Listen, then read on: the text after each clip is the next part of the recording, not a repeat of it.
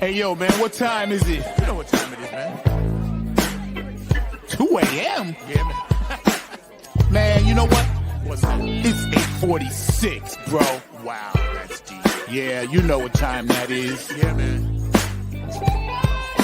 Nappy head, Yo, Funk Army. what's up? Stand up. Get it live, y'all. Yo, Mo, drop that beat. You know what we gotta do. Yeah, man. We bringing this funk just for you. You know, Repeat after me. Say it. You don't have to be the best. Just gotta outlast the rest. You don't have to be the best. you don't. Just gotta outlast the rest. No, you don't. You don't have to be the best. Just gotta outlast the rest. You don't have to be the best. Just gotta outlast the rest. United we stand, divided we fall. Should our backs ever be against the wall, we'll be together until the jam is done. I'ma say that again for you. United we stand, divided we fall. Should our backs ever be against the wall, we'll be together until the jam is done. Here we go, y'all.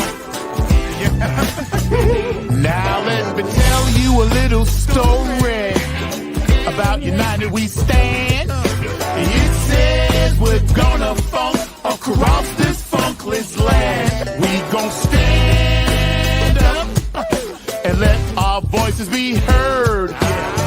We ain't gonna let nobody stop us from spreading the spiritual word.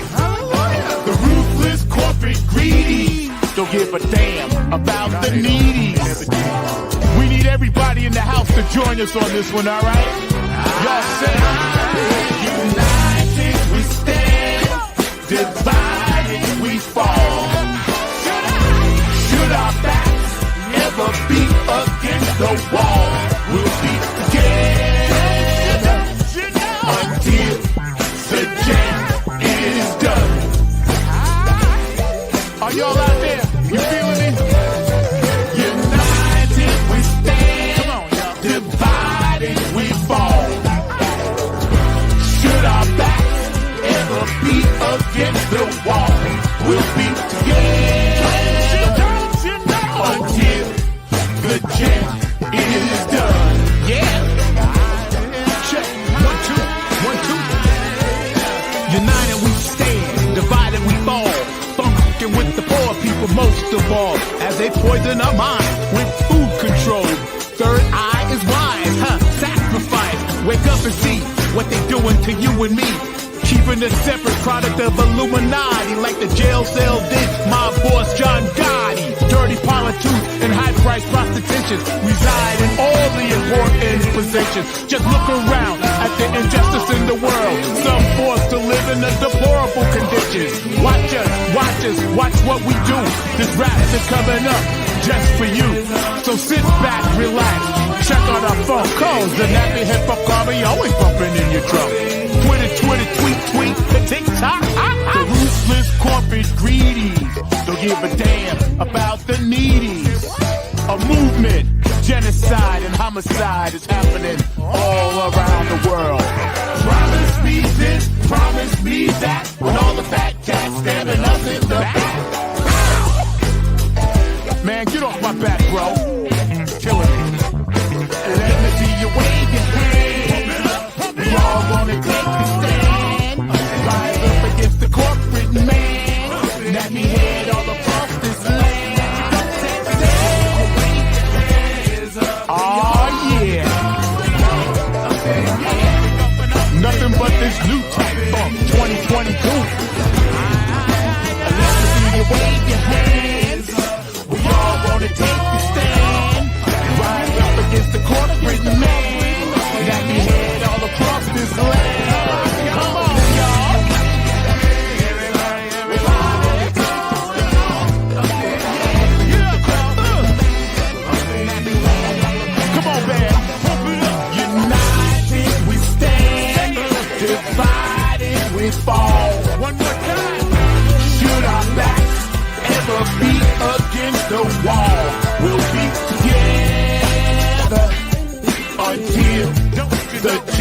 what you know is done. Hey, yo, man, where Baby at? I want you to light this up. United we stand, divided we fall. Should our backs ever be against the wall? We'll be together.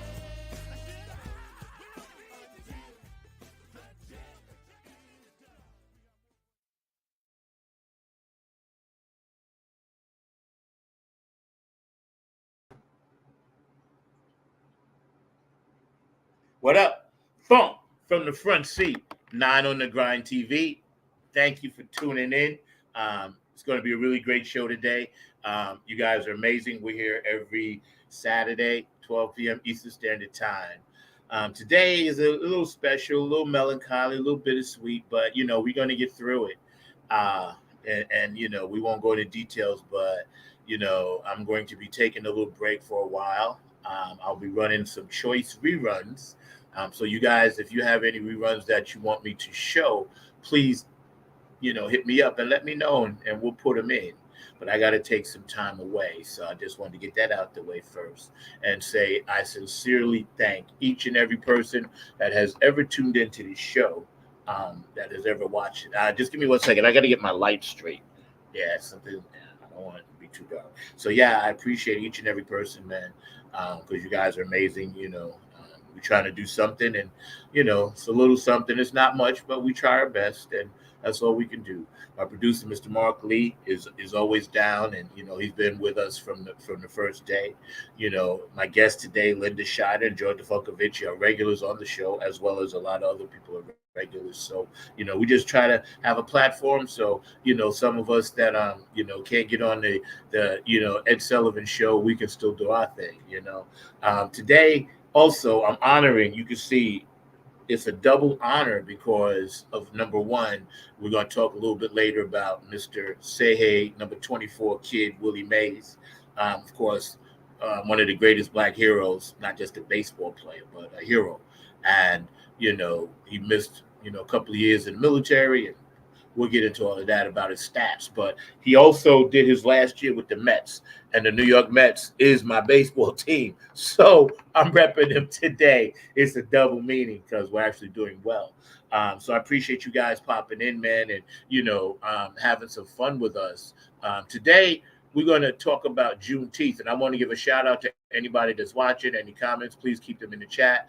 Today, we're going to get into a little bit about Juneteenth, and we're going to, you know, kind of wrap our arms around it and understand the importance of it, and try to, I guess, help other people of that are not of color understand the significance of it, as we do with the Holocaust, with our Jewish community and things like that, and things that we've honored, you know, from our Asian community and the Vietnam memorials that are there that we actually built after we tore it up over there and went to war. So there are things, but this particular day is a special day in history, also known as Freedom Day, also known as Jubilee Day.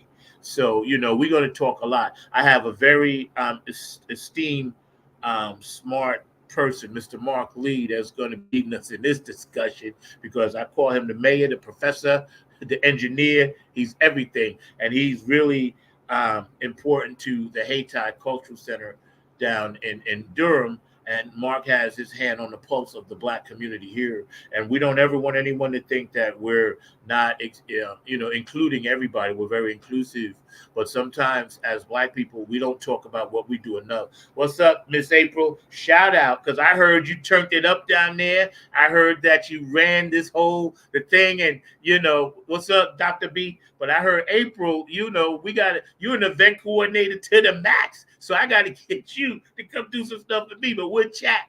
But yeah, man, that's dope, man. And, you know, matter of fact, I'm going to send you the link. You want to pop on with us a little while so you can tell us what you did and how that went? I'd love to hear about that, because that's part of Juneteenth, and you actually pulled that off. So that would be awesome. But yeah, so, you know, we're going to get the show started. You know, we're going to bring in Mr. George Defunkovich, our very special guest. And, you know, I'll send it to you in the messenger. And then we're going to bring in Mr. Mark Lee. So please join us. Clap your hands, everybody, for these two proud Afro-American brothers. What's funky, y'all? Real. What's up, Mr. Lee? What's How you happening? doing? How Doing you well. doing, George? Oh, I'm Guys, all hanging right? in there. Yeah, I'm hanging Hanging in in. there, man. Just smiling and profiling. I like that. Hey, that's a I great like thing to that. do. Smile and profile.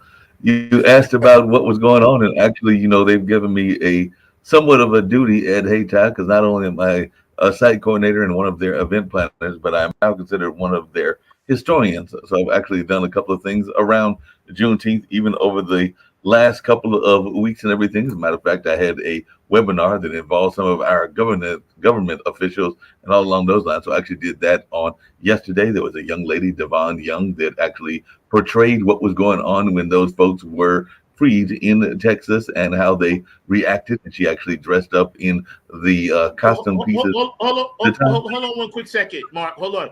April, I sent it to your messenger, so check that. But can you tell us before we get into today?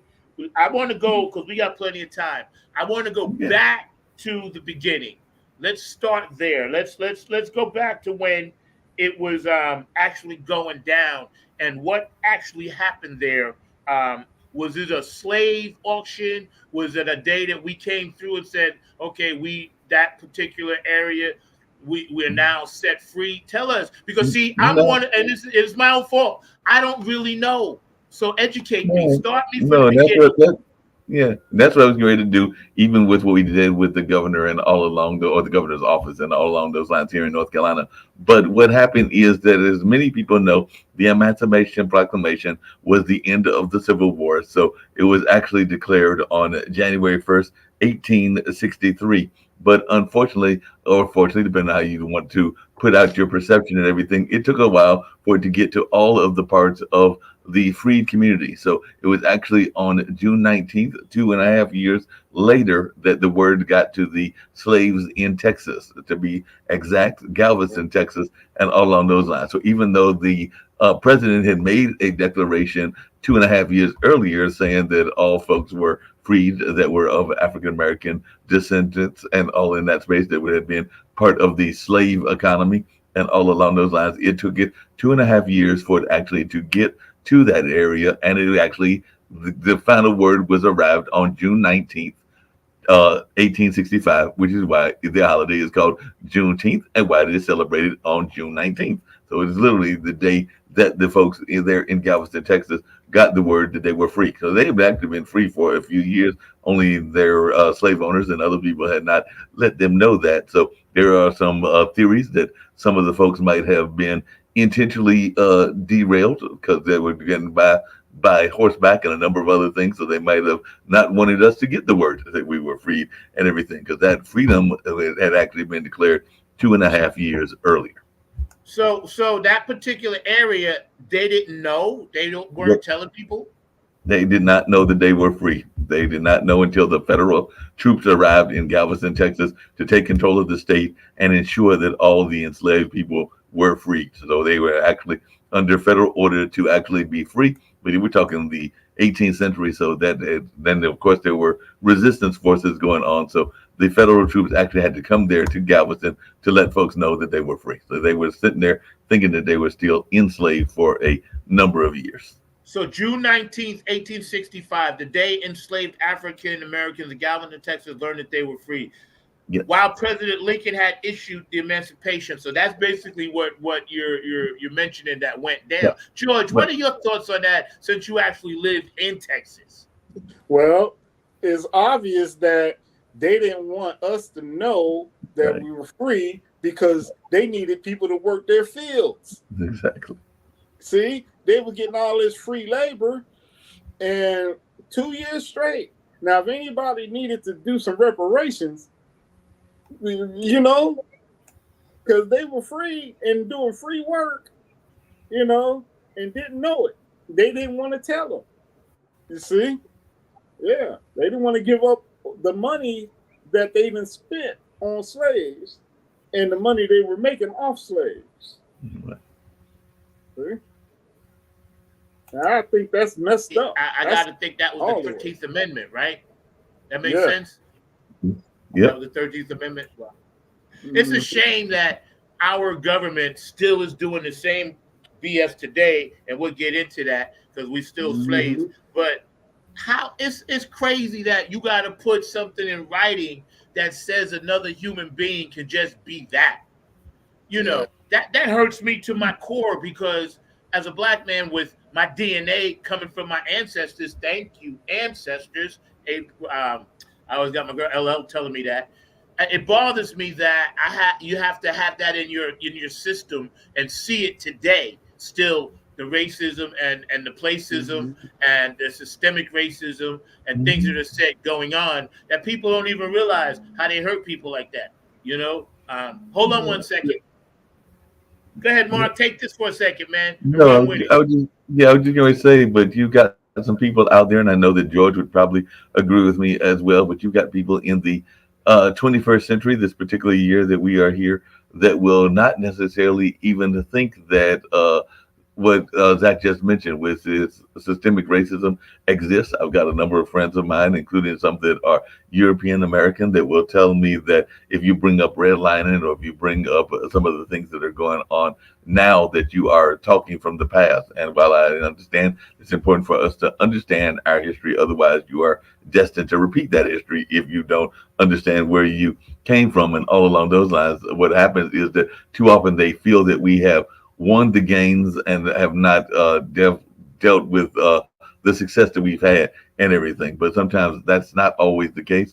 One of the things that was going on here at our Juneteenth celebration here at the center yesterday was the gentleman actually played a song. And I'm sure you're familiar with this song. I mean, not a song, but the song is something that Shambo created, but it's based on the Martin Luther King speech toward the end of his life and everything. So, George, I'm sure you remember that one of the things that Dr. King said was that he feared that he was leading his people into a burning house and all along those lines. So I just wanted your take on that, because that's even what a lot of people that were probably freed were thinking. Because what people forget is that a lot of the freed slaves, after they were freed, they created a lot of the Black Wall Streets. So they created the one here in Durham, they created the one in Tulsa, they created a number of them around the country. But then the powers that be were frustrated, so they either found a highway to destroy it, or they found, in the case of Tulsa, a fire to destroy it, and a number of other ways. So there are different ways that they have destroyed it, whether it was subtly or whether it was done more overtly and everything. Mark, I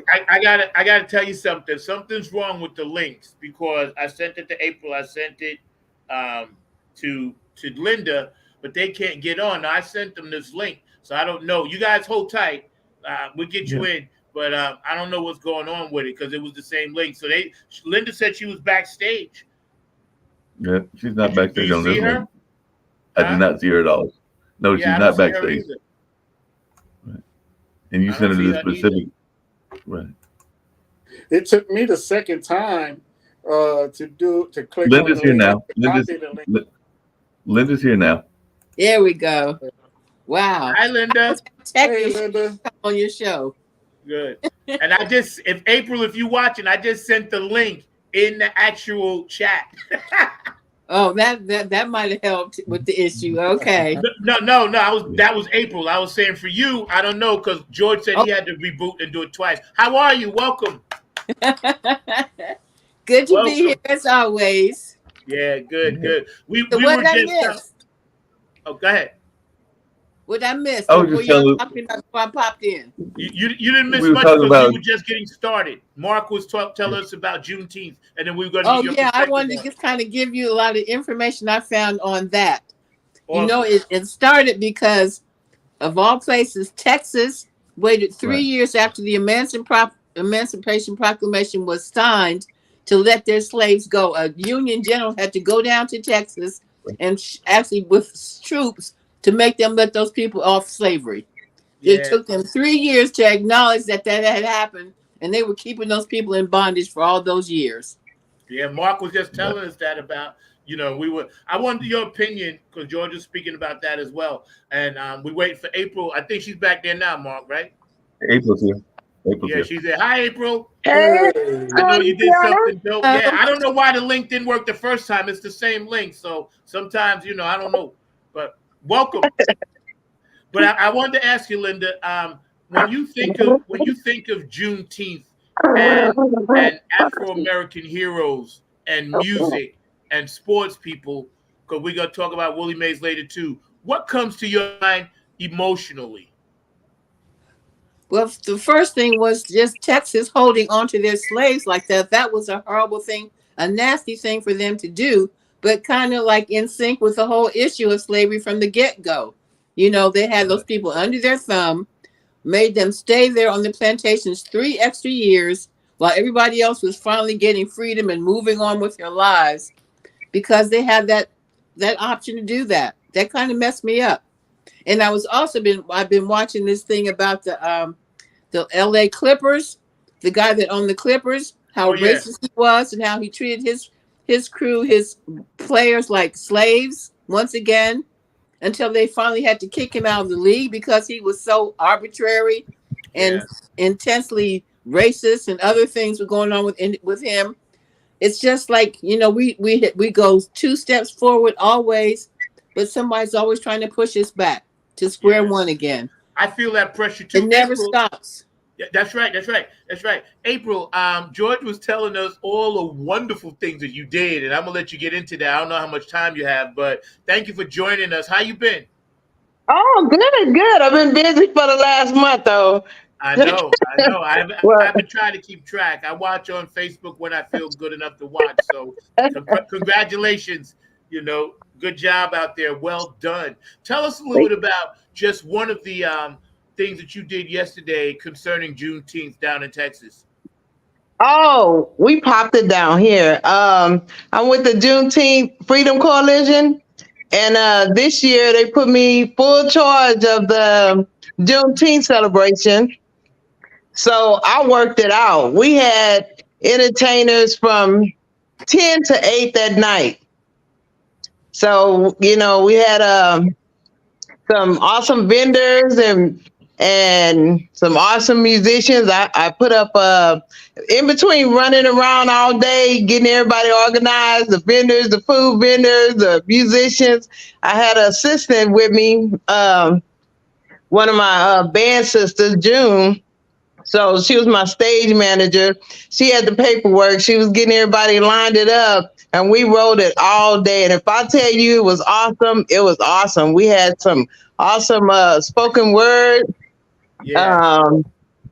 just everything. And I mean, it went really smooth. So I did a video and put it up. So I'll send you the link, you know, in case somebody want to, you know, check it out and watch it. But it was off the chain.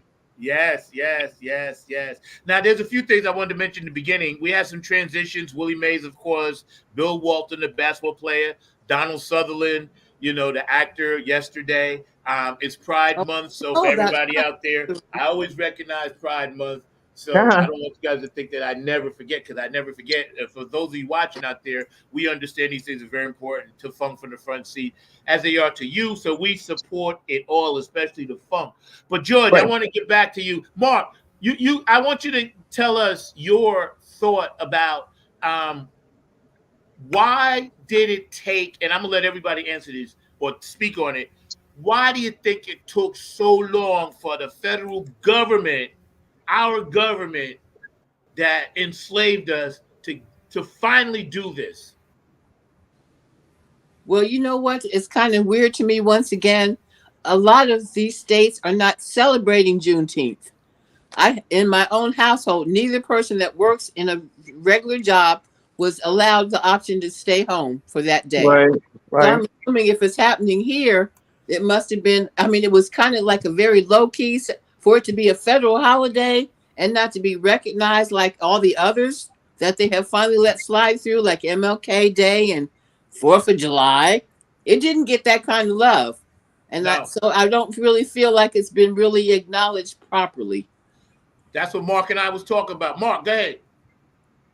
Yeah, I was going to say, it's been interesting because one of the things that people have been frustrated by, at least here in North Carolina, is that because it is a federal holiday and because some people are now just understanding the importance of it, it has gotten to be a lot of spread out celebrations. Because I was actually talking to a young brother and he was going and trying to figure out how he was going to go to the various ones, because there are tons of them here in North Carolina. There was one in Cary, there was one in Wake Forest. I think there were several in Wake Forest. There have been like 6 or 7 just here in Durham alone. So a lot of people are glad to have those celebrations, kind of like what April was saying, and all along those lines. I do think that some people, and this is just my opinion, I don't know what our fellow panelists have to think about this, are taking it as an opportunity to do a little bit of pandering to the crowd and everything. Because one thing that shocked the heck out of me is when I went to the one that was held on North Carolina Central University's campus, is that we have this very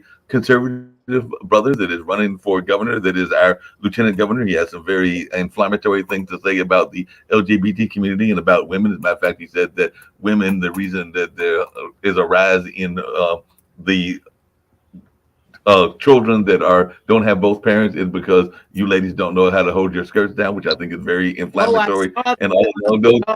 But he had that kind of quote and everything. But he had the nerve to actually show up with a knife. Actually, he didn't have the nerve. He sent his white delegates down there to show up at a Juneteenth celebration. And I'm going like, you are one of those brothers that might be a little bit closer to an Uncle Tom than anything else, but you're going to be at a Juneteenth celebration. So there was some pandering going on in my mind in that situation. So I don't know if April dealt with any of those Republican types, because I know they got some in Texas that tried to come on to the Juneteenth celebration. Well, here's my thing. George, let me ask you this, because I've been saying this, and I agree with everything you guys are saying. Thank you for joining the show. It's a special show today. But I like for Christmas, maybe, or Thanksgiving and New Year's, okay, those holidays fall on the day. But why is, and this is, again, unconsciously beating us down, because putting it on a Wednesday in the middle of the week, because, yeah, that's the actual day. But to me, it should be on a Monday, even though we recognize the 19th, because this way you can do Friday, Saturday, Sunday. The holiday federally is on a Monday. And I think across the country, it should be that way, because I felt really taken aback, because I didn't even know what was going on. And it was Wednesday. And I was like, this is very Actually, odd. it was Thursday. I think the 19th was Thursday. It was Thursday? Yeah, it was Thursday. Wednesday. Yeah, whatever day it was odd to me. It was Wednesday. It was Wednesday. Well, we celebrate here no matter what day it fall on. Yeah, Well, no, that's what I mean. But that's the good part. Holiday. That yeah, it was on a Wednesday. It was on a Wednesday. It's almost like when they had our Black History Month as February, the shortest month in the year. Another slap in the face, Yeah, and see, that's subliminal.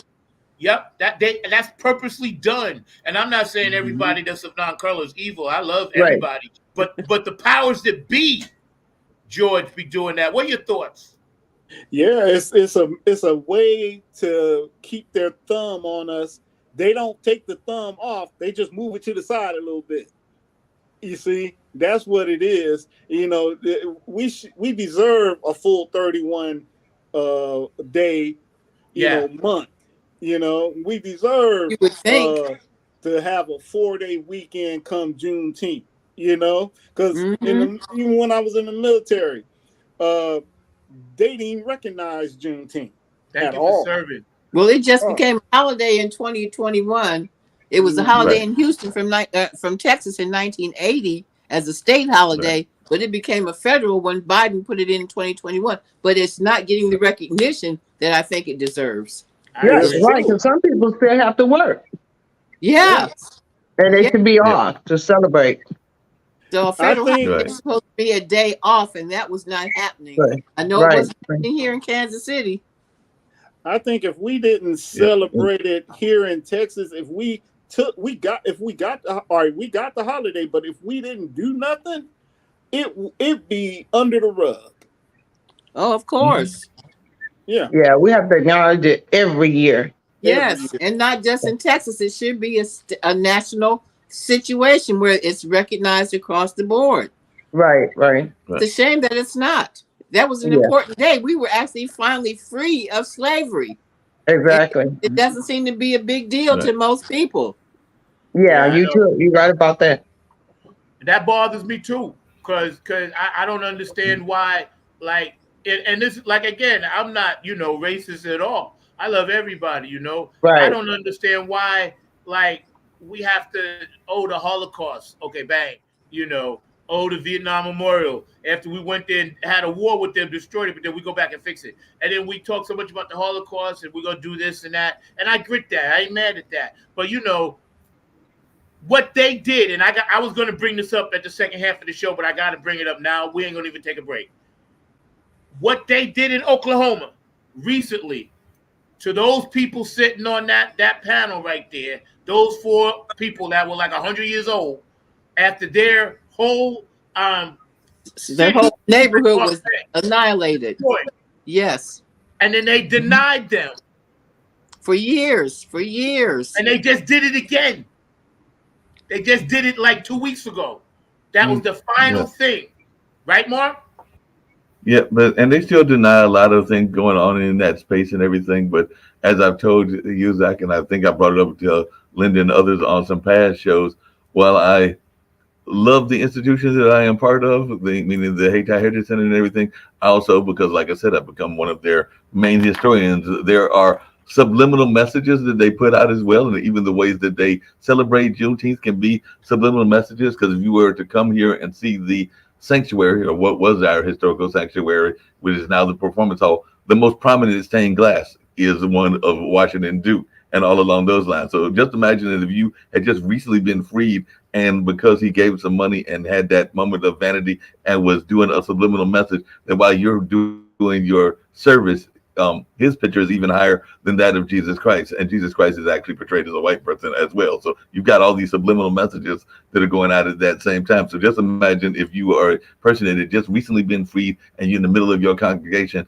and you have to look up at that picture all day long and everything. And this is only one of several churches that did that, because they gave the money, whether it's the picture of a white Jesus or whether it's a patron saint of some sort, because that's what Washington Duke wound up being, as a patron saint to the community and everything. But you have to do that, and then that creates a subliminal message. But I don't know your thoughts around that, Linda. Well, you know, churches with white Jesus, that's already a strange situation, because we knew where he grew up. Right. The sun shines constantly there, and even if he was a white man, he would not be a white man. He would have some color to his body. So that's been perpetrated with all churches for centuries, that we worship a white Jesus. I think that's a turnoff to anybody with his rational mind. Yeah. All right, Craig, we go to heaven, and you look up and you be like, "Oh, I knew it. See, I knew it." Well, it does say hair of wool, feet of bronze. Yes. That's what my father used to say. Yeah, he used to say hair, you know. So, and again, you know, and I have to say this with all due respect to everybody, man, you know, like my kids are biracial. I make no bones. I ain't ashamed of that, nothing like that. I've dated always outside my race. I dated in and out. It doesn't matter. What bothers me is the powers that be constantly push this narrative that we're supposed to hate each other as white and black people, and then they hate us, and we're like, but yo, we can't even get a day. So why are you hating on me? I can't get reparations. I can't get anything. And you still think I am your problem because you ain't got no money. But yet you robbed me my whole life. Right. And all of our ancestors in between. That's what I mean. When I say me, I mean them. You know, it's them, not, you know, because again, here we are, okay, talking about this in 2024. And that was what, 1865. You know what I mean? That's like a century 2021 to even get a serious recognition. We're talking over 200 years. Once again, for us to even get a knock on the door. You know what another subliminal message is? When you fill out your application and they got that slot on there where you got to pick your ethnicity. That's another subliminal message right there. And you don't know what you don't know what your selection is what it's going to entail on the backside. What's that going to mean? Am I going to get benefits? Am I going to get less benefits? Is it going to be a problem or not? You don't know what that's going to come. What's going to come up with that? That's right. That's right. Oh wait, we lost Linda. What happened? Oh, okay. She's totally going to don't go. Stay. What are you doing, Mark? Stop. I didn't touch a button. I did not touch a button. I believe you. Always And has neither did I. bugs when I come on your show. See, Something they always know happens. we talking. StreamYard trying to Sir Nose I know trying to mess up with things. trying to get us on Pierre. Trying to get. But I did have a quick question. I did have a quick question for Linda. Wait, let April get in. April, go ahead. Oh, Yeah. go ahead. No, I'm good. Okay, And Mark. this is actually for both of you, because one of the things that fascinated me, because I've had the pleasure of doing a couple of Juneteenth events this last week and everything, and one of them was actually at NIEHS, which is a health organization associated with health research and everything. And the young lady that came down that was the keynote speaker, because this cultural center was one of the community partners, because they had community partners there, including Stagfield, which is a former slave plantation. But she was talking about the bias that exists in gene research. So she was finding out that the most affluent African-American woman actually is at a greater disadvantage than the poorest of the European Americans, and all in that space, based on some of the gene research that she's been doing and all along those lines, just because of the way that things are being done in terms of health disparity. So I was wondering if you had any thoughts around that, because I know you're in some of that space as well, Linda, and everything, because there's some serious health disparities that you can be very affluent and still face some serious health disparities. Yes, especially as a woman, because first of all, we have to deal with the possibility of birth control issues, medical issues, as far as like how we're treated when we get to the hospital to have a child. Are they going to like? I can relate myself, because I had a miscarriage at 5 months, and I was out in Los Angeles. We were on tour, and I just happened to be having problems. I go to one hospital, they wouldn't even admit me, and I'm actually losing the hospital because they wouldn't let me in, and we had no other reason to think they wouldn't, because of my skin color. I almost died from that. That's so sad. I want to give a shout out to George, Dr. Bruckenstein, encourage everybody that's watching. See, and here's why I wanted to have this show today, because I want this show to fuse June 19th and try to get some wisdom and drop it, since we are the elders, to our young people. Because I know our young people celebrate in their way, because they can only do that. They're only 20 years old, right? Or younger. But I don't want them to forget. And we always have to let our young people know, of all races, creeds, and colors, especially people that feel less than, minorities. You know, if you're a minority, you always feel less than. We had so many Black inventions, you know, creators, Garrett Augustus Morgan, Sarah Boone, Alexander Miles, Dr. Charles Drew, James E. West. You know, all of these people created things to make America great. Great. MAGA. This was MAGA before MAGA. I don't care what that guy says. You know, the slaves of Chinese, Asian, and African people in this country was MAGA. Because if it wasn't for them, this country wouldn't be nothing. And they robbed it off from the Native Americans. First, So that now, was first young people, if issue. you are Yeah. watching, you need to go back and do your research and understand people that made some major inventions in this country. The cell phone, the chips in that, the nuclear scientists, the stuff that went to NASA, ironing boards, washing machines, everything to make a slave's life easier was invented. That was MAGA. All right, I'm off my soapbox. But I'm going to join your soapbox and everything, because not only that, because one of the things that I had forgotten until I saw it on an Instagram post was, how often have you gone? I know that I've gone to it even in my own apartment and reached for your door and everything. But Osborne Dorsey was actually the inventor, who was a brother, and he was actually a young brother. He was very young when he created, but he created the first doorknob in 1878. So he created that doorknob, and like I said, I think he was a teenager at that time. So anytime that you go and open a door, you were actually needing to thank a brother in that sense as well. Wow. And every time you stop at a stoplight, guess what? And every time you make a peanut butter sandwich, guess what? Right. You know? Potato chips, potato chip. Yeah. And not to mention all the other great scientists of all races, creeds, and colors working together. But we should not be excluded. If there's a Mount Rushmore, a Black person should be on it, along with a Native American. That's my opinion. If you got 4 white guys up there, it should be okay. We'll give you 2 white guys, but then a Native American and a black person got to be up there. That's why I don't That would be recognize fair. that. I don't recognize that. Acknowledge those ladies at NASA too. You know, Yes. Right. but Yeah. Hidden Figure. Come on, man. Right. That's right. Right. And here's the thing, because me and Kevin was talking about this. Shout out, Kevin, because I know you watch. The part of Kevin Costner was made up. That never existed. Are you talking The about ladies Dancing with that did Wolves? it, Dancing they with made that Wolves? up. You talking Go about ahead, the Lynn. Dancing with Wolves movie where he was hanging out with the Indians? Yes. Uh-huh. Well, I'm surprised. Yeah, Well, I'm that- sure it was made up. Yeah, the But that part wasn't no- where I'm talking about NASA, where he played the guy at NASA and he went and pulled down the sign for the color bathroom. They said that guy never existed. Hollywood put that in so they can have a white face be still part of something that those ladies did. And that's Oh, you wrong. said- Now, okay. we know. But Zach, in that same line and everything, there is a very rich character that a lot of people love and everything if they follow Westerns. And I know that you follow Westerns. I think George does as well. But the Lone Ranger was really Bass Reeves. So the Lone Ranger was not really the image that we see of the Lone Ranger. It was actually a brother that was the Lone Ranger. Then that was the character of Bass Reeves. Okay. They have a show about him on, I think, on Paramount. Yes. They do. Yes. Yeah, they I do. know it. Yep. Yeah.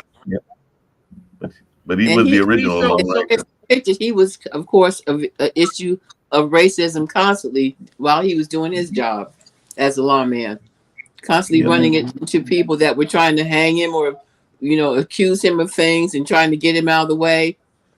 Yeah, we've never had But an this- easy time on as long as we've been on this continent. It's been a difficult struggle for Black people on every level. We still don't have an easy time because Of one of the course things that not. scared me.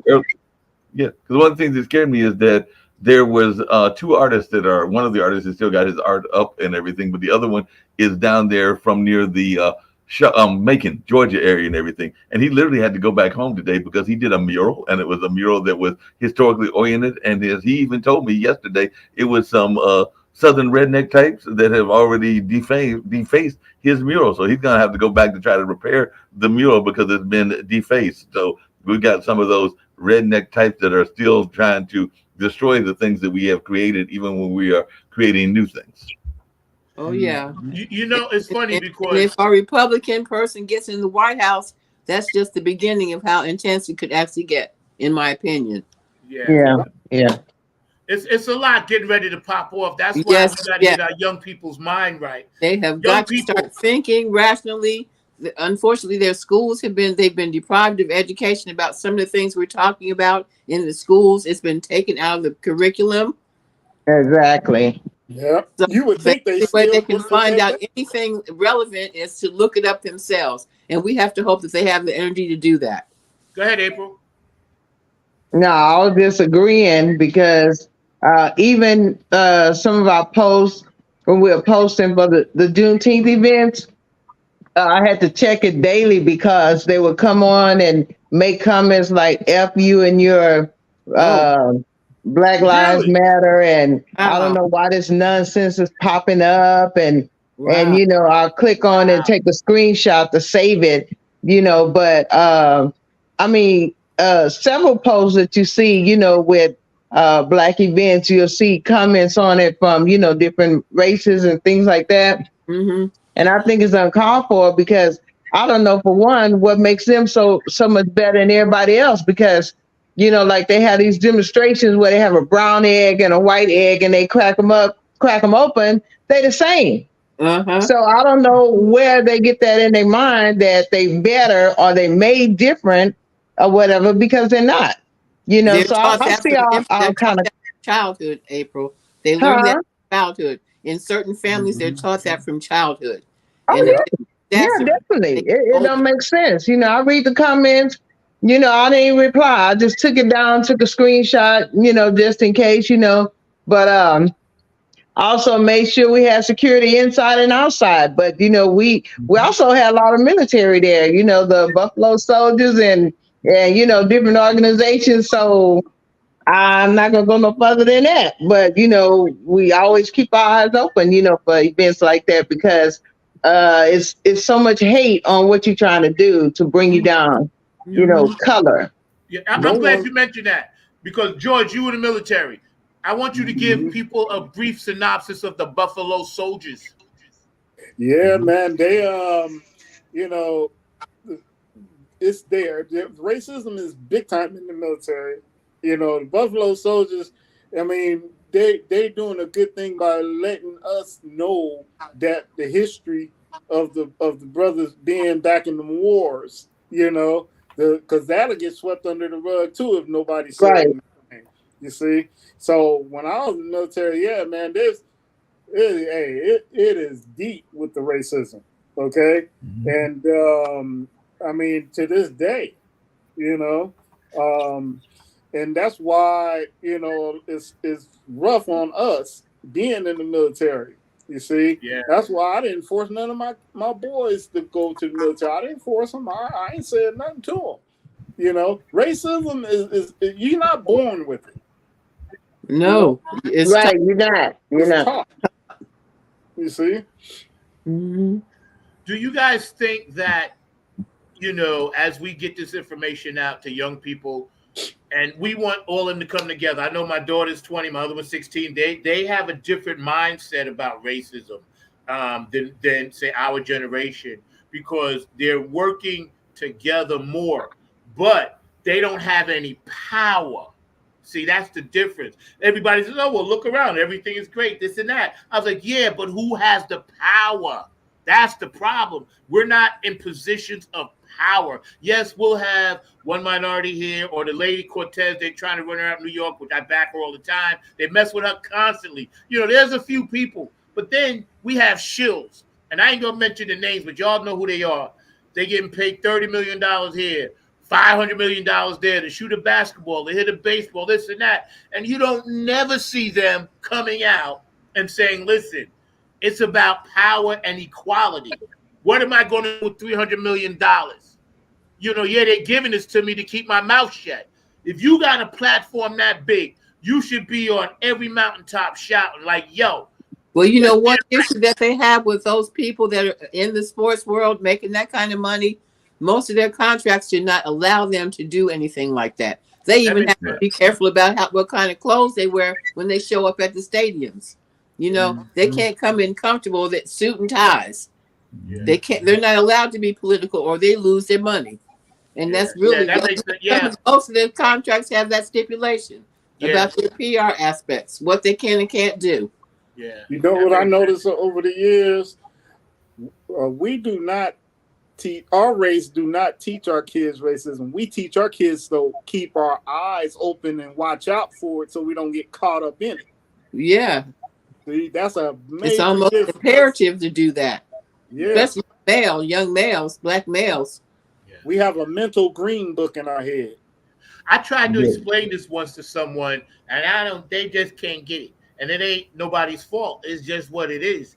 Because when you wake up in the morning and you open your eyes as a minority in this country, I don't care if you're Asian, any whatever, Spanish, Puerto Rican, Mexican, whatever, you automatically know, okay, I got to go against the grain today. Now, it's not a mindset. I don't want to have that mindset. I'd like to wake up and see purple. Uh-oh. Everybody's purple, So I don't want to do it. But when I go outside and I'm riding down the street or I'm trying to drive Uber and a cop looks at me funny in broad daylight, like, well, I could mess with you if I wanted to. See, that's stress. That's stress. When you go to a supermarket and then, sometimes I'm old, I forget. So I'm walking around for a few minutes. I can't figure out where I want to go, especially with chemo brain fog. And then I got people, oh, sir, can I help you? No, you can't help me. If I want help, I'll ask you. Now they're being nice to me, but they also subliminally are messing with me saying, oh, we got to make sure you don't steal nothing. Yeah, why are you taking so long to get up out of here? Yes, Mhm. yes. Hey, Yeah. look at that Angel Reese, Caitlin Clark thing. Look at that. That's a classic cut case of racism. Mm-hmm. All over the place. All over the place. Yeah, that's definitely all about. Bad. It's bad. Mark, your thoughts? No, but I was gonna ask because actually there was a group of it was a lady and she came in with her son. The son was probably in his 30s or something like that because she just recently retired and all in that space because he's actually a culinary person. But she actually brought a point up that I would love to hear Linda and even April and George and your thoughts. But she was afraid that our generation missed the boat, meaning those that are now in their 60s and 70s, in the sense that we didn't actually do enough to let our folks know about their history and their part and role in history, and that we didn't actually give them the opportunities to develop the businesses that were created with those Black Wall Streets that I alluded to earlier and everything. Now, there are some people that are trying to bring it back, but you was feeling that we might have missed a boat in trying to make that generational connect and everything. But I was wondering if y'all agree with her notion of that we may have not done a stronger job of educating as we possibly could have done. Hold that thought. I wrote it down, Mr. Boat. I want to run a few spots, and then we're going to come back on the other side. Funk from the Front Seat, 9 on the Grind TV, every Saturday. There's a very special show. I appreciate everybody tuning in. These things have to be spoken about, and you guys feel free to share this to your heart's content. Y'all sit back and check this out. This is Joe Keys of Joe Keys and the Late Bloomer Band. Just did a show with my man Zach. Number 9. That's right. Number 9's got it going on. Check out Funk from the Front Seat. Zach Robinson. Serious good vibrations, y'all. What we need. Peace. Hey, it's Chrissy Key Rollins here with Holistic Restoration, inviting you to check out Zach Robinson with Funk in the Front Seat. He drops new episodes every Saturday at noon on the East Coast time, and replays are posted for whenever you miss a live stream. You can find him on 9 on the Grind TV and also on YouTube, and get ready for the funk because he brings it every week along with hot topics, amazing guests, and great conversations. Again, that's Zach Robinson with Funk from the Front Seat on 9 on the Grind TV and YouTube. Go check them out. What's up, Royal Funk fans? This is Lisa Love, aka Alpha Unk Omega, coming to you from Love's Temple here in Southern California, inviting you to 9 on the Grind, Funk from the Front Seat with Zach Robinson. This is what I want you to do for me. Tune in every Saturday at 12 p.m. Eastern Standard Time, 9 a.m. Pacific Standard Time. Come join the meeting of minds. I guarantee soul's growth and high vibrations, not to mention the love. Keep it funky, y'all. Hey, this is Jen Vanderputten, writer of Code and Prose. You are watching Funk from the Front Seat with Zach Roberson. Tune in every Saturday at noon for excellent and important conversation. Hey fam, what's goody good? What's really good? My name is Jeff Roberson from the gospel group called Jeff Roberson and New Life. And I'm coming to you from the town that we had to name it twice. It's so nice. New York, New York. And I'm bringing you some news about my brother from another mother, Brother Zach, who's bringing you his hot new show called Funk from the Front Seat. Listen, he's bringing you funk from the vault, from the past, from the present, and into the future. He's got that music that makes the hair on the back of your neck rise up. He's bringing you funk all the way down to your toes. This is that funk that makes you really want to groove. Stay tuned. Don't touch that dial as he brings you funk from the front seat. Listen, let's go!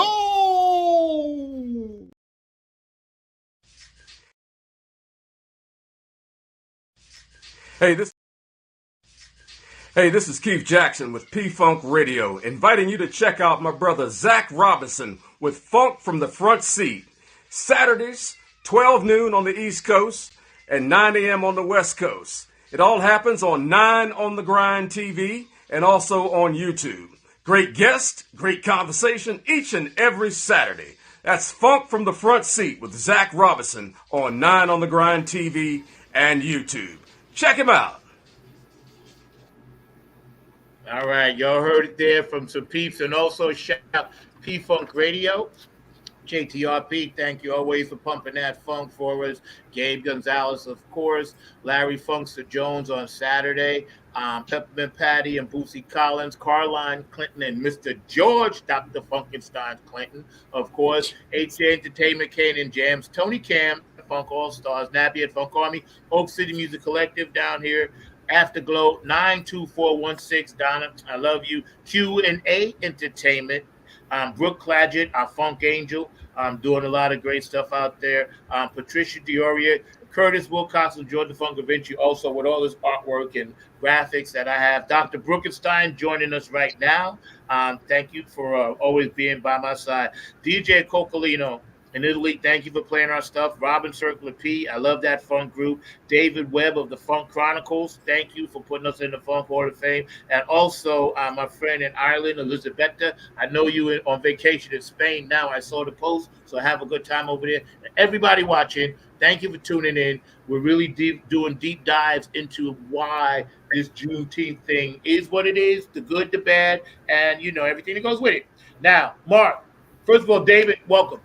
Mark, Hello, you how had you doing? mentioned, did we miss the boat? That was the subject. So go ahead. Right.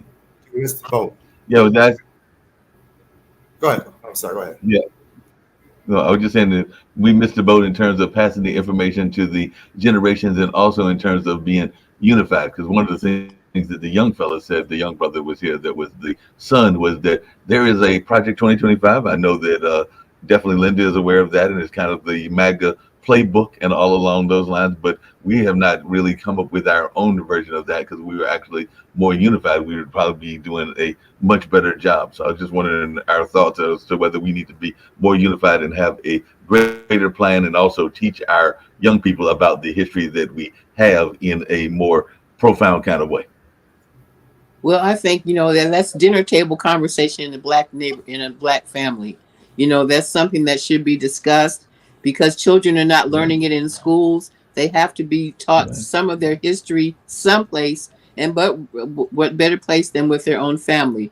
And most of the family has some kind of history they can share to back up whatever point they're trying to make. That's my opinion, at least. It has to start there. Oh, go ahead. Go ahead. I would have to agree to that, because, you know, it has to be dinner time, you know, talk about right there, because look what happened back when they tried to put Roots out. Remember what happened back then when that came out? You don't have a repeat of that. You know? Yeah, the backlash, because, oh my God, they're actually showing what we did to these people. Yes, yes. I know I dropped the ball on teaching my kids a lot of things that happened in the past, because my thing was trying to keep them safe, especially my boys, you know, because of the hate and the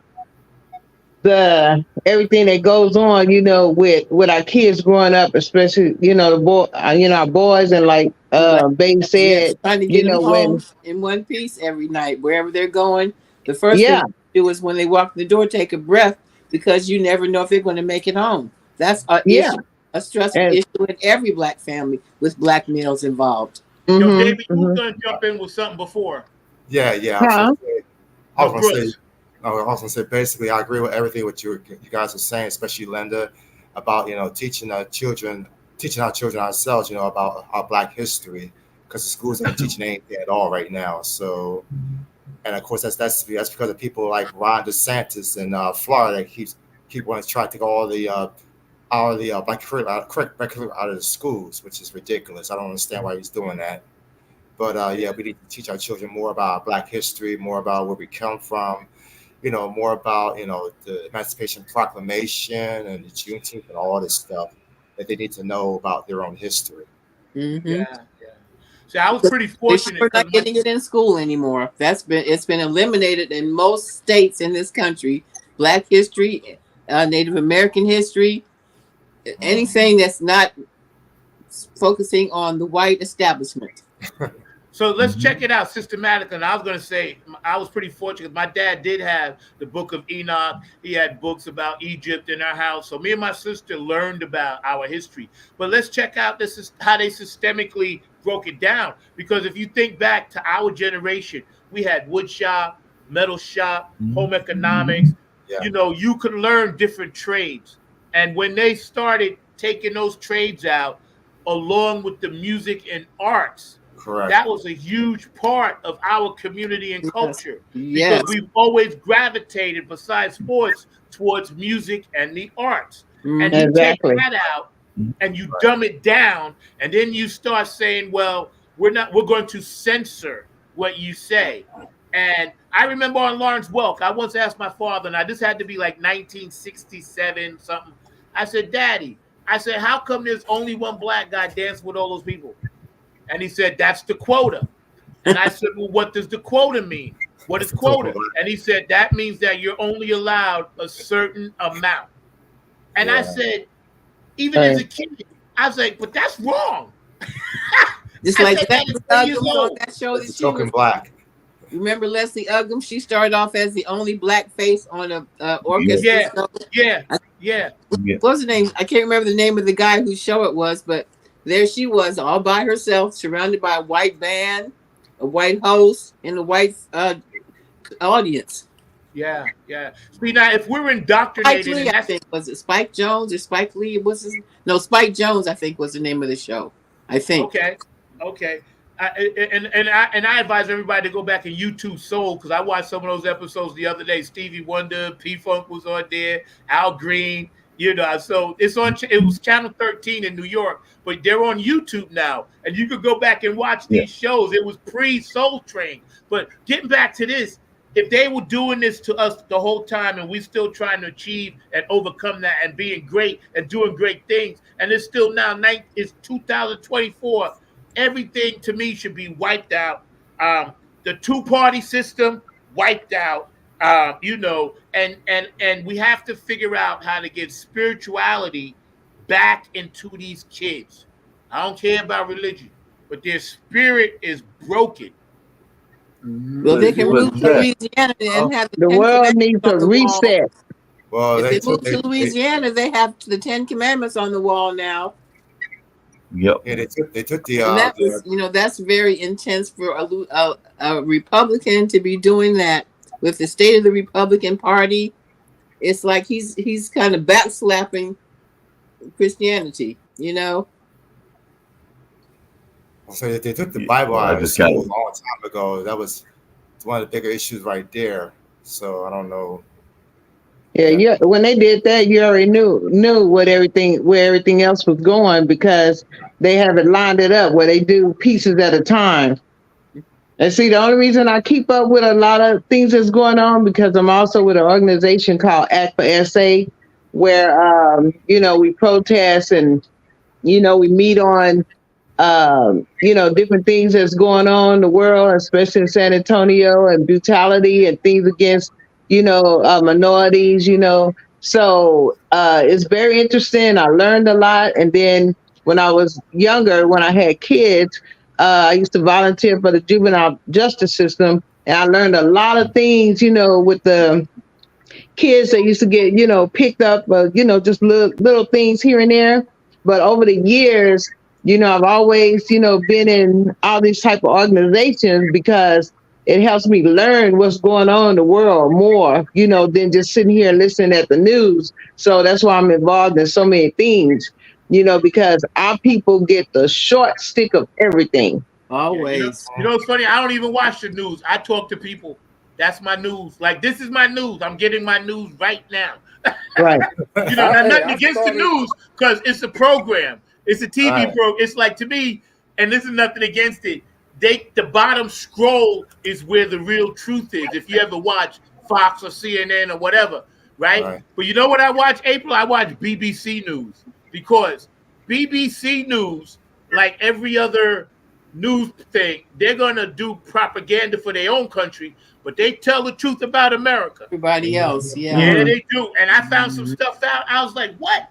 How is this possible? Like, if I didn't even know half the stuff they was talking about, because we don't talk about it over here. And you said, April, you're in organizations, and God bless you, man, because we need more people like you, you know, because this is why I'm so amped up about it now, because I am in a position where I'm dealing with the medical system, okay? And I'm seeing stuff in here that I got to deal with that I don't like, you know. Yeah. And it's Yeah. subtle, but it's there. It's there. It's there. Yeah, I learned when I went overseas. Whatever your illness is, you don't know if you're going to be like a test rat, you know, a lab specimen. Well, let me see what happens if we give him this, or let me see what happens if we shoot him up with this, or give him this kind of medicine. Let's see what happens, because maybe next time somebody has this, we'll have something better to offer them. But you know, if they feel like they can't assist you, they're going to use it against you. Right. And I don't mind sharing this story with you guys because it'll be public. Right, a little while ago, right, I was trying to get this medication right. So then I got a call from the insurance company, and I can't say no names. And they said, "Oh, Mr. Robertson, your medication has been approved." So I was like, "What medication?" Right? So in the process, they had to give me the substandard stuff first for me to have all these side effects and get sick in order to get the better stuff. So Linda, I empathize. Wow. And when I went through that these past 2 weeks, let's just say the fit hit the sham when I went to do. Say that. And I'll leave it at that. Yeah. Did you try any of the holistic Yeah, I'm good now, but it's just and I'm on holistic stuff too. But the generics are always cheaper, Zach. That's why they. But sometimes they have different quantities of whatever's supposed to be in that medication, and you have to have the real deal to get any real effects. But and it wasn't. That they're throwing out there have so many side effects that they might be worse than whatever they're trying to cure. Yeah. And it wasn't even, it was, to me, I called the insurance company and I was talking to them about this. And I was trying to understand the logic, because I'm going to be okay. But God forbid I was worse off, right? I wouldn't get the medication in time because they're screwing around for a month with some bullshit. Wow. See what I they mean? do. Yeah. Now I'm by myself doing all of this. I was out, man. Duke. Now, when I go to Duke, they understand this brother is no joke, because the doctor called me 2-3 times now. I was like, yo, this is what I want. And for anybody out there that's sick, if you do not talk up for yourself, they'll jerk you. The squeaky wheel gets the grease. You know, and that's what I went through. I would definitely be an advocate. What your body can stand. You've dealt with your body all your life. You know what you can stand. You know what you're trying to deal with, and how you're going to fix it. Yeah, and this is just part of the system that we in now, and I don't like it. I'm here 66 years, God spare me. What can we do to let people know we mean people no harm, just trying to get along? Nothing, because some of them already have it in their head. Yeah. We need to pray for them. Just pray that their hearts be turned around. I mean, it's the only thing that's going to help is just to pray for these people. I don't know what else to say. Yeah, pray for them to have a heart and have some kind of empathy for somebody else that's maybe struggling a little bit where there might not be. You know, we tend to be so self-absorbed. You know, if our life is comfortable and everything's cool, we don't really have a tendency to reach out and maybe say, oh, maybe I could help Mr. So-and-so because he looks like he's struggling a little bit. Maybe I can. How some people are, they will never change. So I just move around it and keep on pushing. But you know, it's a shame that some people sleep at night, just of evilness and stuff like that. You know, but believe me, a lot of people have tried all different kind of ways, and going back to the George Floyd incident and things like that. We had to damn near burn the world down for them to arrest one person.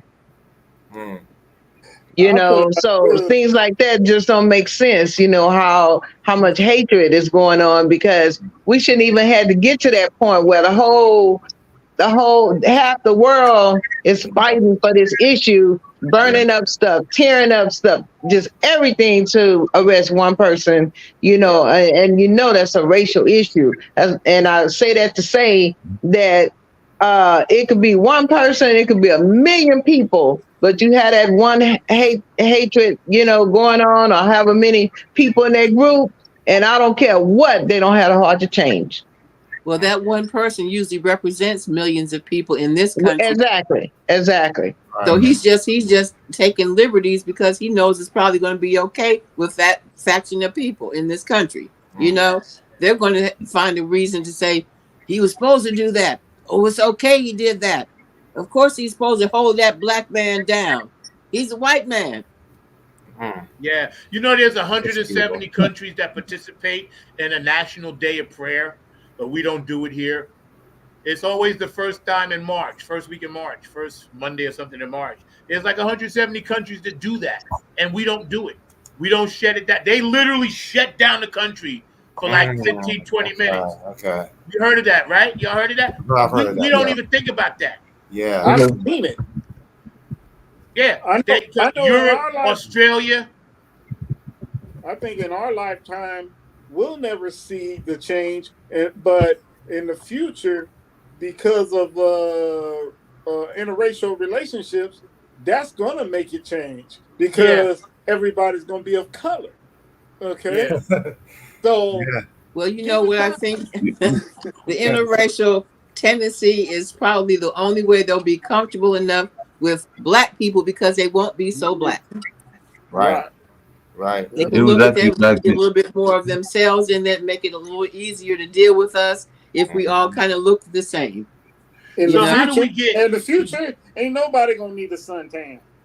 Yeah, you know, it comes back to, I do right now. It's gonna come Yeah, back to this. this side is all get out, so there's gonna need something going on. But it was in the first day of May, that National Day of Prayer, because apparently President Truman did enact that back in 1952. So it is supposed to be in our activities going on. Yeah, now. but you never hear about it. They're too busy trying to figure out how to keep women from having abortions and That's true. forcing us to be. They don't need to be exactly. They have other objectives these days.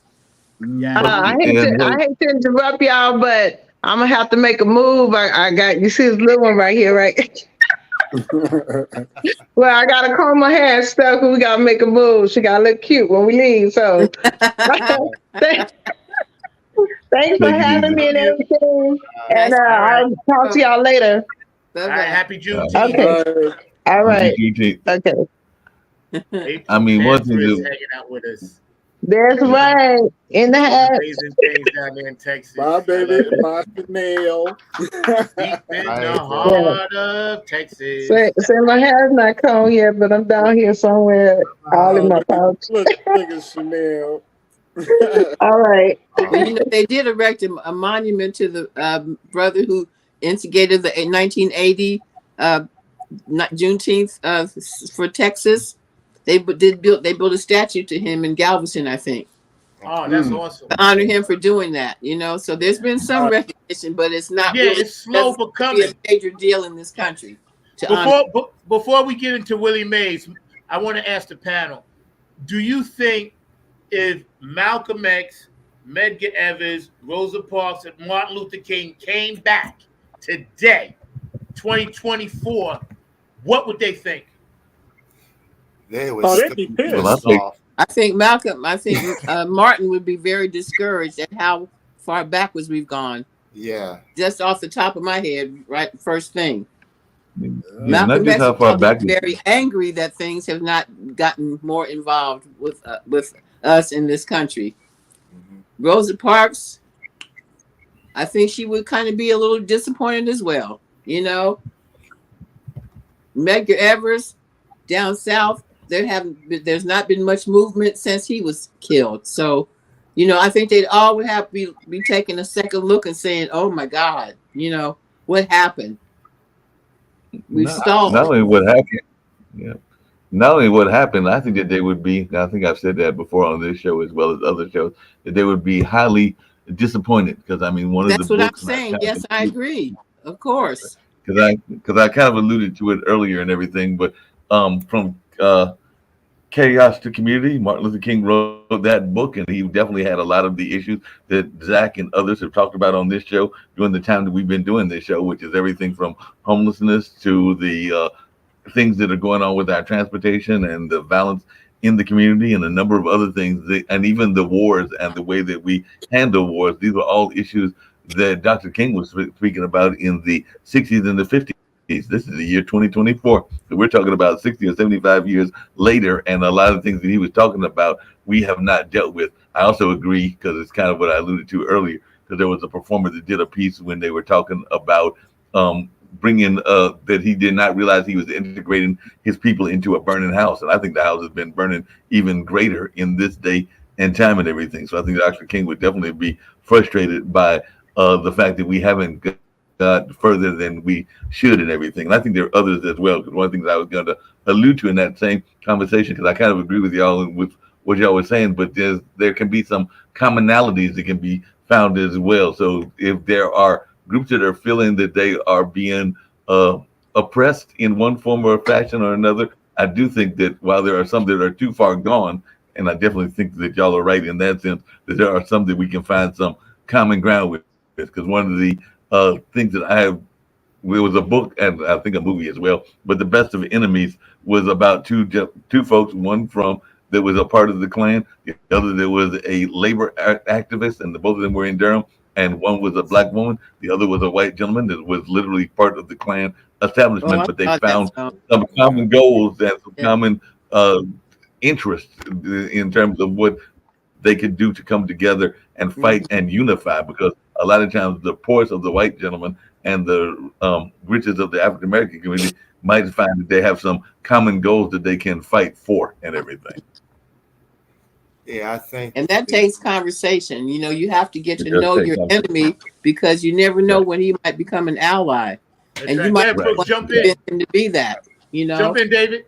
Yeah, I was gonna say, I think, as far as like, the leaders, with Martin Luther King and Malcolm X, and all of them would probably be pissed off right now. I mean, looking at all the racial divide going on in this country, and it's still going on in this country, and also like listening to the kids are listening to this music right now, this terrible music that I don't even know what you call this music, this rap music they listen to right now. Programmed that way to mess them up. It's so full of just racial, just hatred, nothing but hatred and violence. Keep them in the streets and keep guns in their pockets. That's why they're so screwed up right now, because it's music. And I know it's a all lot to do with programmed it. it's all programmed by the man. So yeah. But Brooke, George, it's not jump just in. the music. Let George jump in. Yeah, I agree, man. Pissed off to the highest festivity, you know. I'm gonna tell you, if they came back, they'll be like, we not doing this. Let's go devastated. back. You know, they want to go back. They'll be like, we don't. No, we didn't come down here to see all this. You know, and I mean, man, they would have to come down here with some superpowers, because to be able to take, and fix everything, because it wouldn't be fixed in no 1 week, no 1 month. It would take a millennium to get all this stuff fixed. You know? Go ahead, Mark. Hey, yeah, I was just going to ask you, this is for everybody, including you, Zach, but one of the things that's been going on a lot is a lot of people are hearing this battle going on, speaking of rap, between Zach and Kendrick Lamar, because apparently some people are upset about the kind of sexist attitude that's been existing in some of our modern music as well. So I didn't know if y'all had a take on that, because I was talking. Rap music is full of sexist innuendos, and the videos are full of blatant sexism. So, there's really no difference between the two. Yeah. Well, I call it this. Like, to me, when you look at the stuff that's feeding the soul, as opposed to what I call rap pornography, because that's what it basically is, right? So with that rap pornography, you know what you're going to get. That's what they pushing. That's the narrative. That's what sells. That's what keeps people at bay. And as long as you keep people at bay, you can steal from them. Now, the good stuff, like Eminem, one of my favorite rappers, he said, I went in with a gospel album and they wouldn't let me put it out. See, now they told him, you got to come back with something jack. So that's the system, and it's in politics, it's in music, it's in sports, it's across the board. This is why I feel like we have to push even harder now to get our messages across because they're constantly being suppressed. Mark, number 24, we're going to get into that. We got to do something. And shout out to Donald Sutherland, passed away, and the great Bill Walton. But Willie Mays, American hero to all. Say hey, Willie Mays. We're going to have a few thoughts on that, and then we're going to get out of here and let everybody get their Saturday on. I'm going to start with you, Linda. Willie Mays, what does he mean to you? Well, like I said, as a baseball player, he was one of the greats. Him and Jackie and Satchel Paige and all of those guys that really made baseball the number one sport in America for all those years. They have to have an amen for that. David. Yeah, one of the greatest baseball players ever. Like Linda was saying, just like Jackie Robinson, one of the innovators. Yeah. George. Say hey, Willie Mays, boy, that superhero with a bat. And it's like I used to watch his cartoons on Saturday morning. He used to have a cartoon. And I didn't know that. Wow. Oh yeah, he had a cartoon. And we used to watch that, and I was all the time, got my popcorn ready, and I wish I could have got to meet him. I almost did when he came. There was Jackie Robinson Stadium in Compton, and I couldn't get over there, but he was over there, and I was trying my best to get over there, but my bike was on flat. Mark. Willie Mays was truly amazing, a great player, and like I said, I never really had a chance to meet him either, but definitely was involved in some great plays, including some amazing catches, and definitely a powerful hitter, and was just a great athlete and one of the true legends of baseball, and no doubt about that. And like I said, you got a affinity for him because of that connection to the Mets, and you know that one of my teams, the team that is actually the only team that I root for in baseball, is actually the Milwaukee Brewers, but they used to be the Milwaukee Braves, and he actually played for them as well. So he did have a opportunity to play there in the team that I root for as well. So definitely he's got a connection to Milwaukee, Aaron, which is where my school. No, that was Hank Aaron. No, Willie had a connection there as well. He did? You sure? Because I was told that Willie had a connection to the Brewers. I was told he had a connection to the Brewers. So check this out. What do you think about Mr. Trump talking about how disgusting Milwaukee is? And they decided to have their convention there. I think if I was the mayor, I would have canceled it. I want to finish this for a second. He was born May 6, 1931 in Westfield, Alabama. He died June 18, 2024 in Palo Alto, California. But here are his stats, okay? And I remind you, he missed 2 years in the Korean War, and he was actually down here at one of the bases just playing baseball. But he, he was an amazing catcher as far as in the outfield, catch anything. When he retired, he was like number 2 in home runs, right, behind Babe Ruth, right? He also started with the Birmingham Black Barons, and this past Thursday they honored him. Well, the game at the first stadium, I think Something Field Stadium, and it was the first real baseball stadium in America, white or black, right? And they honored San Francisco and St. Louis. They both played there. And because Willie Mays died on Monday or Sunday, I didn't realize he had just died. I thought he had been gone for a while. Yeah, he died Sunday. So they said something really nice and kind at that event for him. But it was just ironic that they were playing that game for the first time, like a Field of Dreams thing, in the Negro Leagues baseball stadium. So I thought this was an amazing trip, and I was so glad. I didn't want to see him die. He was going to try to be there, but he couldn't. So it was ironic that it just worked out that way. But, to say, hey, kid, we wish you well, and as far as that stuff with Milwaukee, man, they know what they are. They know what they are. Because Well, like I they said, have I a was black. actually shocked. I personally, if I was that mayor, I would have rescinded their invite, telling them to Yeah. go down to Louisville or something. Yeah. Yeah. Hang with McConnell and his boys. Well, Now, I well, wanted I y'all was to see actually this as well.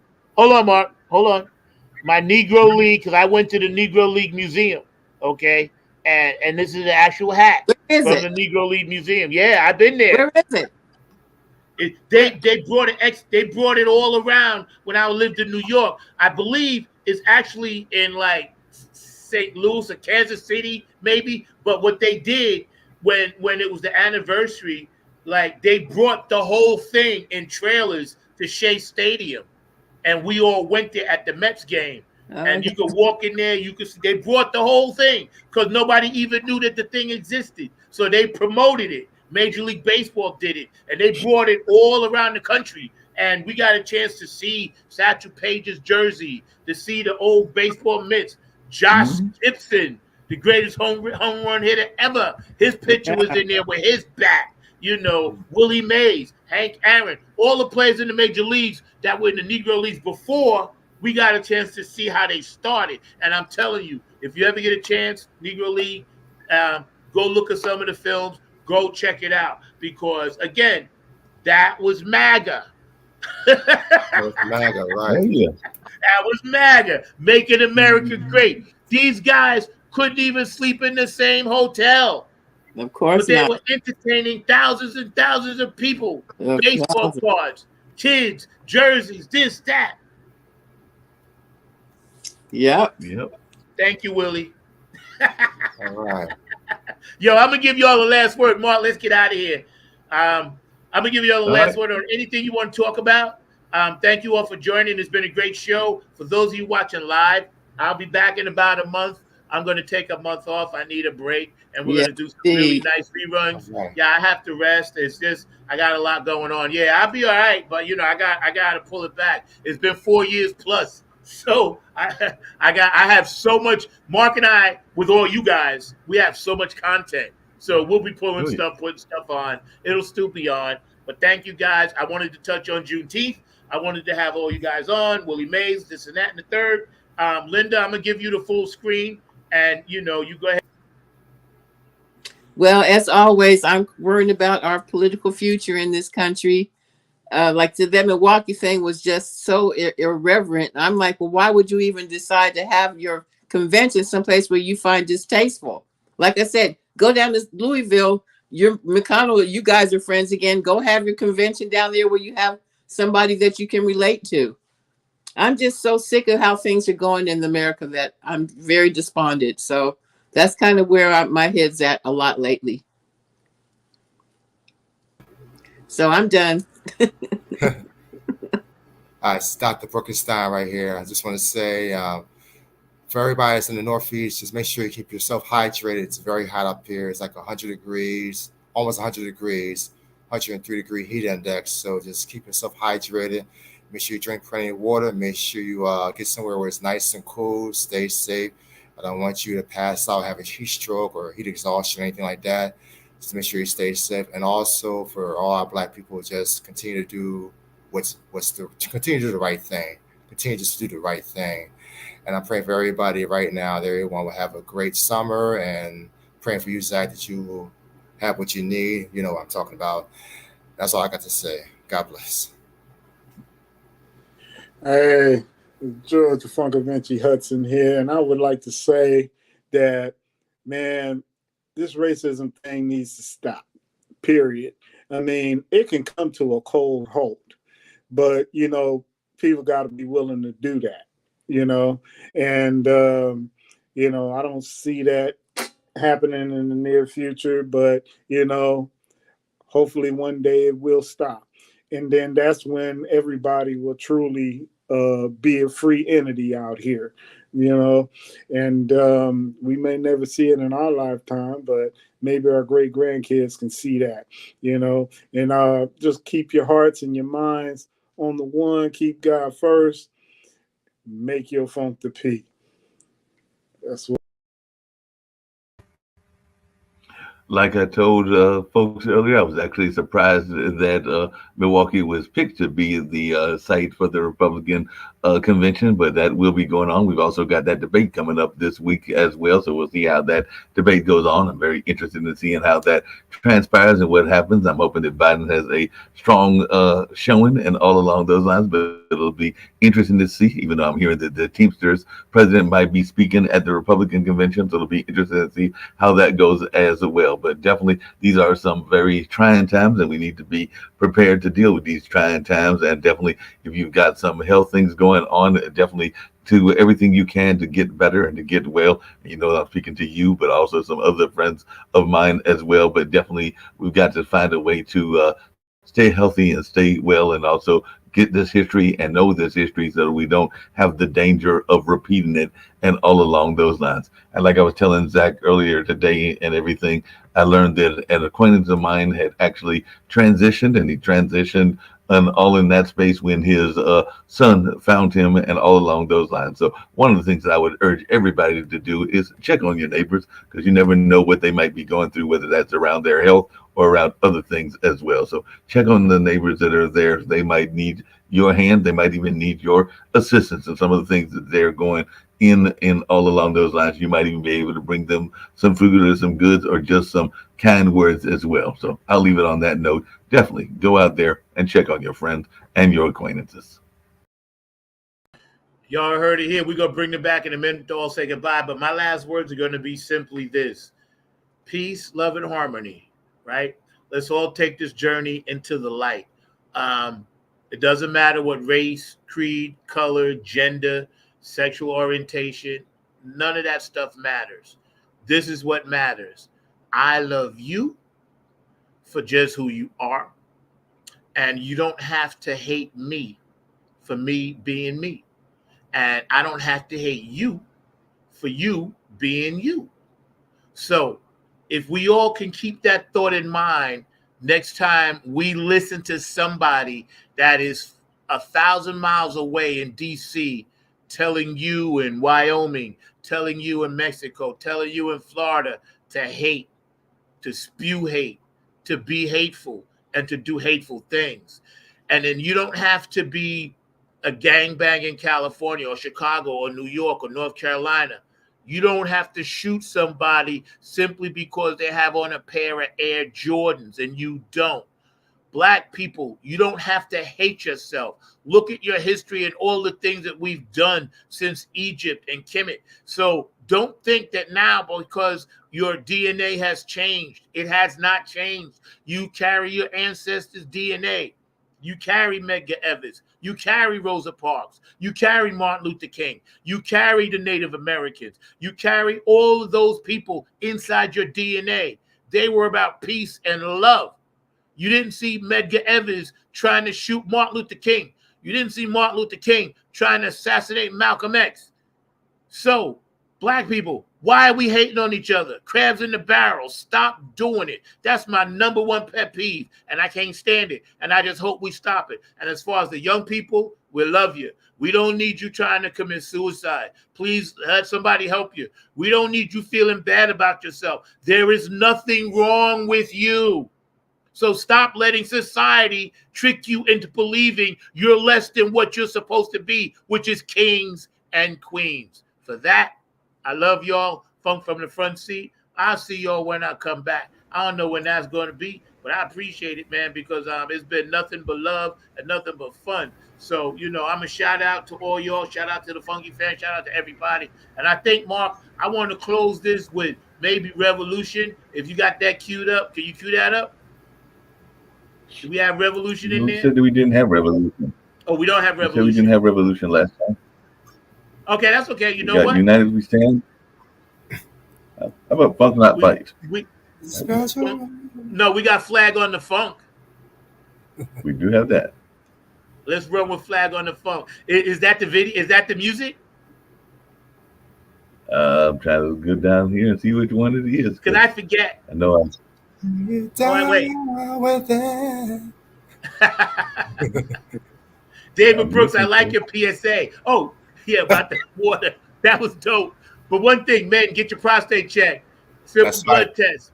PSA, Yes. prostate, whatever. And Get colon it checked. cancer. Colon Yeah. cancer screening. Yep. You want me to pull it up, Mark?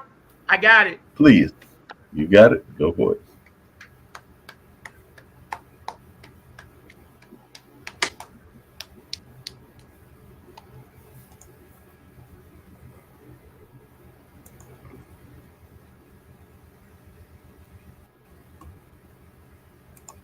Interesting. Okay, hold on 1 second. Flag. What a day, man. What a day, man. You guys are amazing. Oh yeah. All right. I'll see y'all when I get back. Yeah, coming at you. Y'all hear me out there? This is what I'm talking about. We're all connected. I want you to get up on this one, all right? Come on, join us. This is how we gonna kick it. Come on, here we go. Yeah, there's a spiritual purpose. Yeah, you know how it is. The Lord Jesus Christ. Here we go. There's a spiritual purpose. He wants us to love each other. That's what this whole thing is about, y'all. Nothing but love for you. I can hear you calling me. What? 4 months on a ship. What a trip. Yeah, man. What a slave. 10,000 miles away from the motherland. You can relate to that, right? What have we done wrong? We don't understand. There's a spiritual purpose.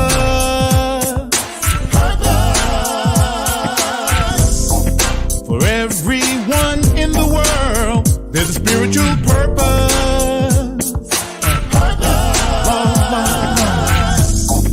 Man, woman, boy, and girl, purpose. Things we don't understand, purpose. Helps us to heal the land. Yeah. Girl, we fell in love so innocently. 9 months later, a child was born. Yeah. You had big plans for a family. Now the father's gone. Still you stay strong. Spiritual purpose. Yeah. Yeah. Everyone in the world, spiritual purpose. Yeah. For man, women, boy, and girl, spiritual purpose.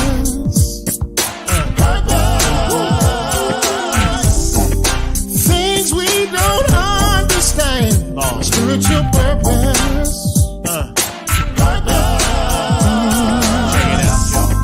It helps us to heal the land.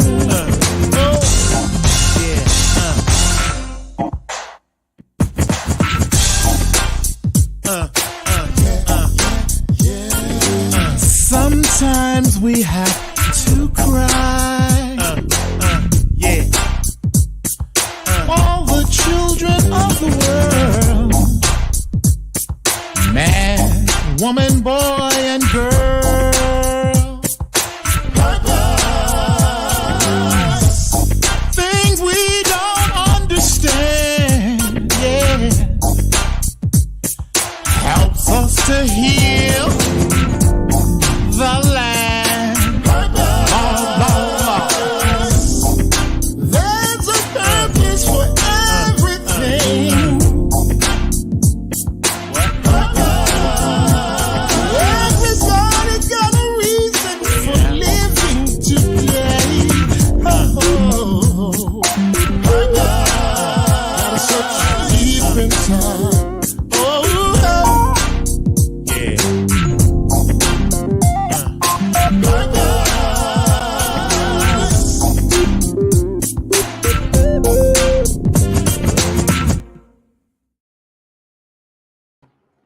Peace. I'll catch y'all next time. Always on the one. Funk from the front seat. We out.